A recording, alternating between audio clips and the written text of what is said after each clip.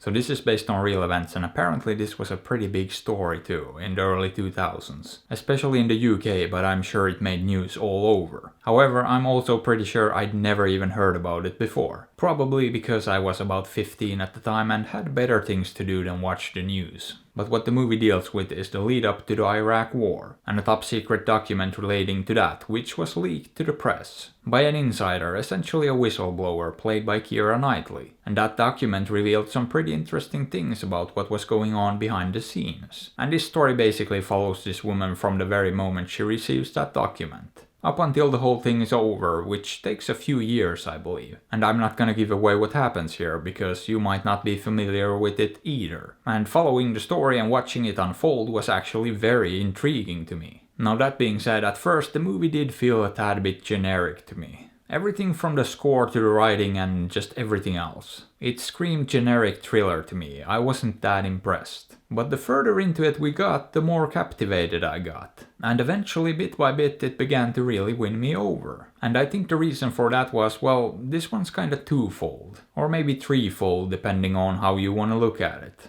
At first it basically follows mostly this woman, but also the journalist who broke the story. And later on the lawyer handling her case enters the fray too. And I gotta say, as much as I like Kiera Knightley, she definitely wasn't my favorite part of this. Because I enjoyed the second half way more than the first half. And I think a lot of it has to do with the fact that the second part seems to focus a lot more on the legal and investigative side of things. So there's more of a focus on her lawyer, played by Ralph Fiennes. But also the journalist, played by Matt Smith. And I'm kind of a sucker for this kind of stuff. These movies that focus on breaking a big story or investigating and unveiling some sort of conspiracy or whatnot. And I feel like that's kind of what the second half of the movie dealt with more. The legal side of things, and if what she did could be legally justified. And yeah, I ended up liking this movie quite a bit actually. I just found it to be super intriguing and fascinating overall. And the fact that I had no idea what would happen or how it would actually play out of course helped a lot too. Now I did know some of the bigger picture stuff, but none of the details of this particular case. But if you're already familiar with the story, it might not quite have the same impact. However, I would still imagine it should work fairly well, because it's definitely not a poorly made movie. But on the technical side of things, nothing really blew me away either. Everything's more or less just competently handled. And I will admit that it is a bit formulaic, and I've seen plenty of similar movies. And this probably isn't one of the very best of the kind. But yeah, it's also a very effective formula, so I don't really mind it too much. It just works, and I enjoyed this movie more than I initially anticipated. Oh, and there are some parts of this that are truly infuriating too. I mean in a good way, like it genuinely riled me up and got me invested. Because certain things happen that just got to me on some sort of deep fundamental level. It has to do with a sort of bullying and a sense of injustice. Which just happens to be something that never fails to spark some anger in me. And it didn't fail in this one either, and I mean, without giving anything away, it's just one of those things that always makes my blood boil. And it was supposed to do that, so that was definitely effective. But yeah, that's about it. Would I recommend this? Sure, it's a pretty good thriller, so maybe give it a look. Or don't. After all, I'm not